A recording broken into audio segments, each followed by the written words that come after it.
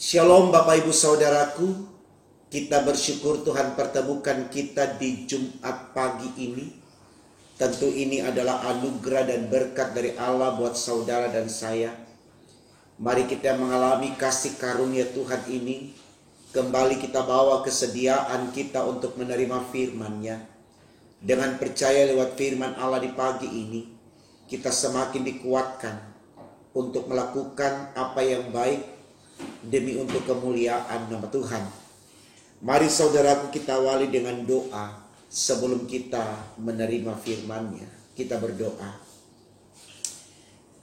Allah Bapa, di dalam Yesus Tuhan kami, yang kami sembah dan kami agungkan di kehidupan yang kami jalani ini, kami datang dengan segenap hati membawa kesediaan kami untuk menerima firman-Mu. Dengan percaya firman Allah di pagi ini akan semakin menyemangati kami untuk menjadi orang-orang yang berhikmat, berakal budi, beriman demi untuk kemuliaan nama Tuhan. Untuk apa yang kami minta ini Tuhan, berfirmanlah, karena kami sedia mendengarkannya. Demi Yesus Tuhan kami berdoa kepada Bapa di sorga. Amin. Bapak Ibu Saudaraku, bacaan Alkitab kita di Jumat pagi ini terambil dari kitab Nehemia pasal 12 ayatnya yang ke-27 hingga 30. Bagian Alkitab ini dibacakan demikian.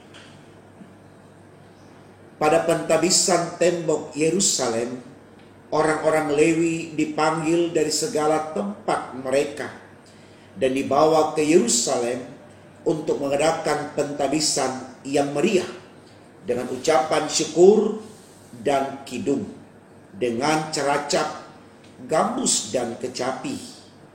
Maka berkumpullah kaum penyanyi dari daerah sekitar Yerusalem, dari desa-desa orang Netofa, dari Bet Gilgal, dari Padang Geba dan Asmawet, karena para penyanyi itu telah mendirikan desa-desa sekitar Yerusalem. Para imam dan orang-orang Lewi mentahirkan dirinya, lalu mentahirkan seluruh umat itu, dan kemudian pintu-pintu gerbang dan tembok. Saudaraku, tema renungan kita di Jumat pagi ini dituliskan demikian dalam Sabda Bina Umat, mengucap syukur di dalam segala keadaan.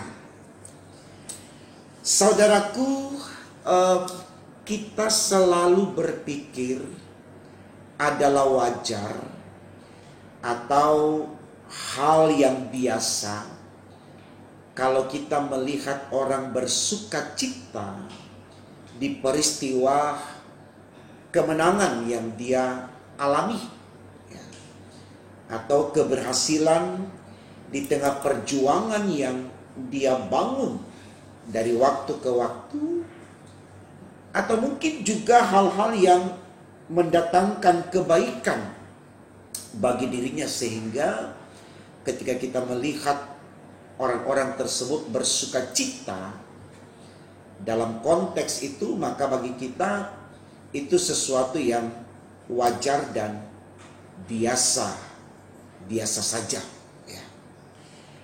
Nah, tentu berbeda saudaraku ketika kita melihat ada orang yang bersuka cita di tengah dia menghadapi tantangan, pergumulan, atau ketika dia berada dalam sebuah persoalan yang sedang dia gumuli, ya.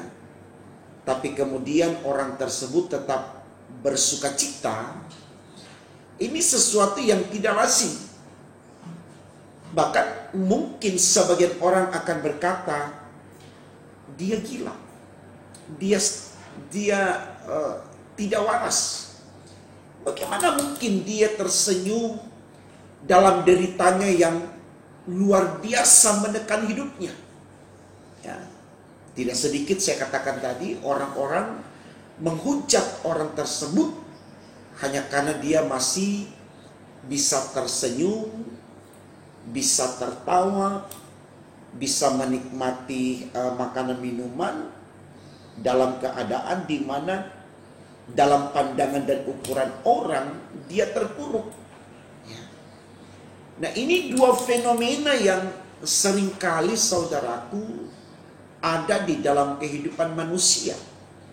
Mungkin saya dan Bapak Ibu juga pernah mengalami bagaimana kita meluapkan kegembiraan kita ketika kita mengalami kebahagiaan atas apa yang terjadi pada hidup kita. Tapi kita juga pernah mengikhlaskan apa yang terjadi pada kita dalam keadaan tertekan, tetap bersukacita.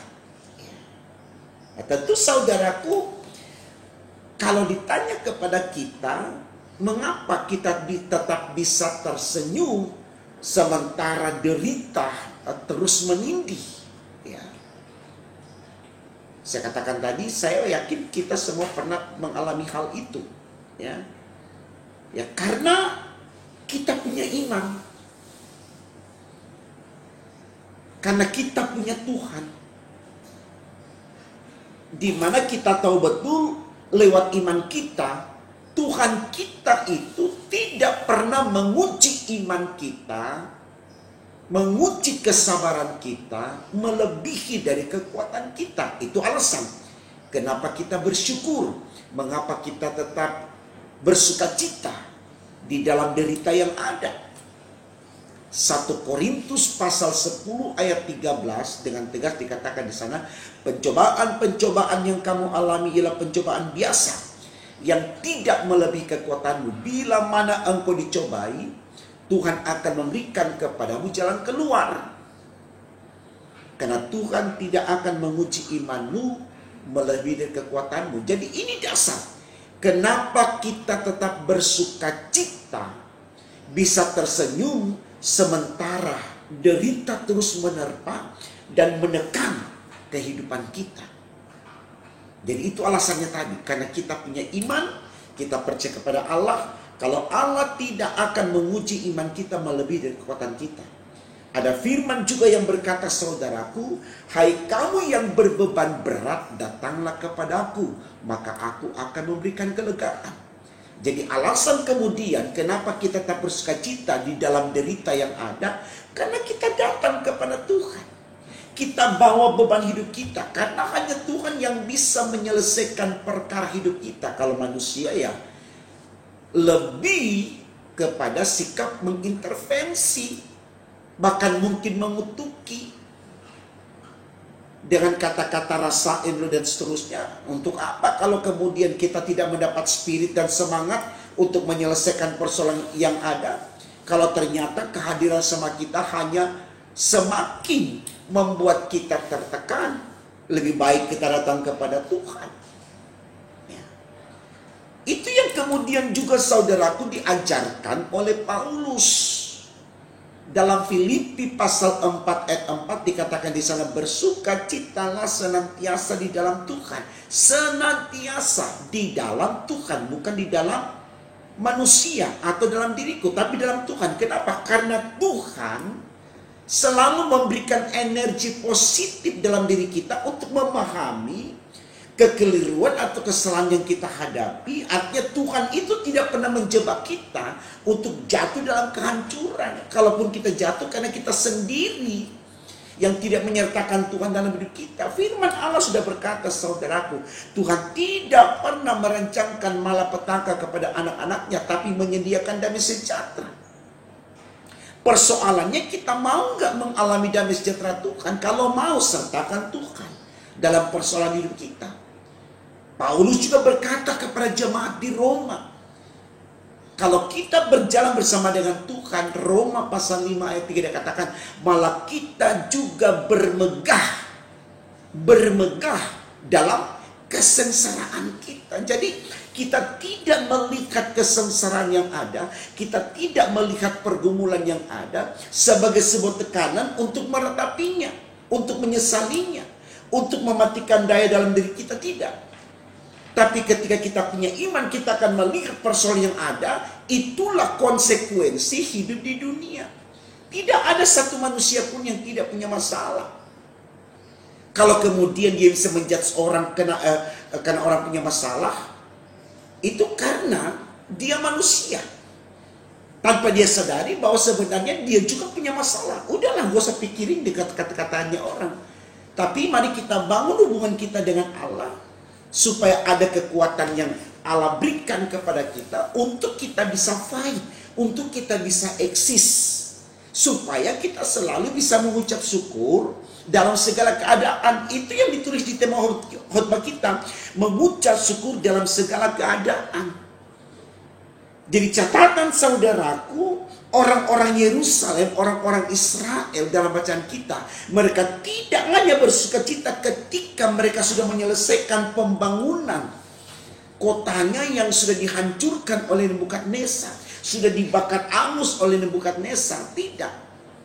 Sebelum mereka ada di titik di mana mereka hendak mentabiskan apa yang mereka sudah bangun dari apa yang dirusakkan oleh Nebukadnezar, mereka sudah melangkah dengan iman, semangat yang ada yang mereka miliki. Ya, kita lihat saudaraku dalam bacaan kita dalam ibadah renungan ibadah keluarga malam, ya.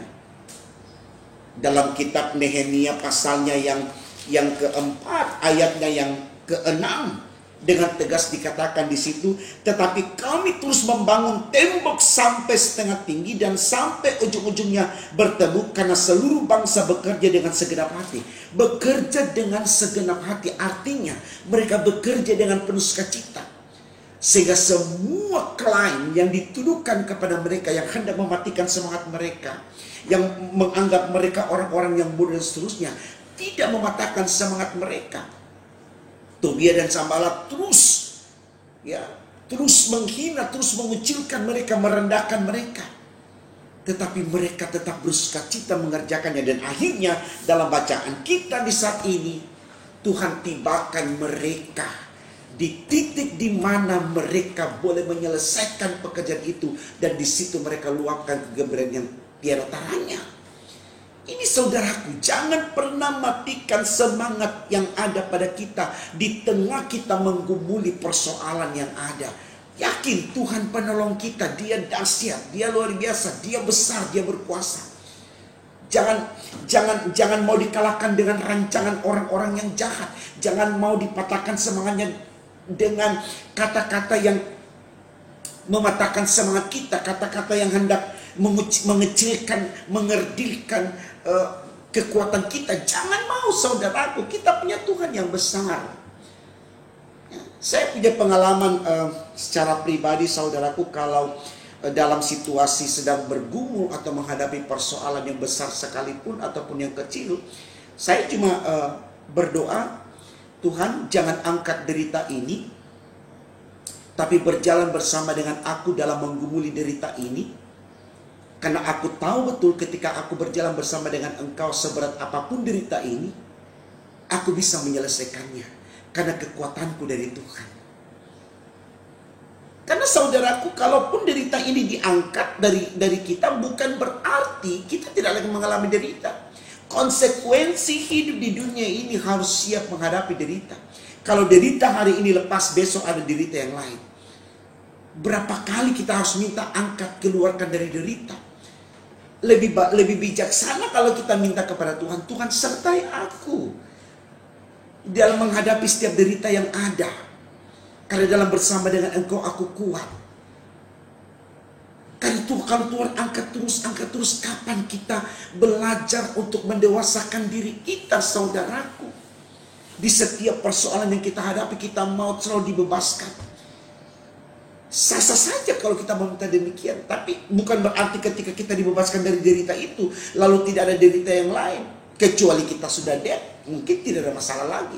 Masalah yang kita hadapi tinggal dua, surga atau neraka. Tapi sepanjang kita masih mau hidup di dunia ini, Kita tidak akan pernah lepas dari derita, dari tantangan, dari pergumulan. Makanya orang bijak selalu berkata hidup ini identik dengan perjuangan. Kenapa? Kita harus berjuang. Kita harus fight, menghadapi apapun. Jadi firman Tuhan ini baik sekali saudaraku. Supaya kita mulai belajar bagaimana kita bijak menghadapi pergumulan yang ada. Bangun dengan iman, hadapi dengan iman. Andalkan Tuhan di dalamnya. Tuhan sudah bilang, hai kamu yang berbeban berat, datanglah kepada aku, maka aku akan memberikan kelegaan kepadamu. Jangan pernah takut dengan orang-orang yang jahat, karena Tuhan sendiri tidak menyukai kejahatan, dan Dia akan berperkara dengan orang-orang yang jahat. Jadi kalau ada yang jahatin kita, doakan saja saudaraku, jangan dilawan. 1 Petrus 3 ayat 9 katakan, jangan membalas kejahatan dengan kejahatan, atau caci maki dengan caci maki, tapi hendaklah engkau memberkati, karena untuk itulah engkau dipanggil, yaitu untuk memperoleh berkat. Jadi kita mendapat berkat untuk kita memberkati, bukan kita mengutuk. Doakanlah orang-orang yang jahat itu, supaya sebelum hidupnya berakhir, dia pun sadar kalau dia sudah salah.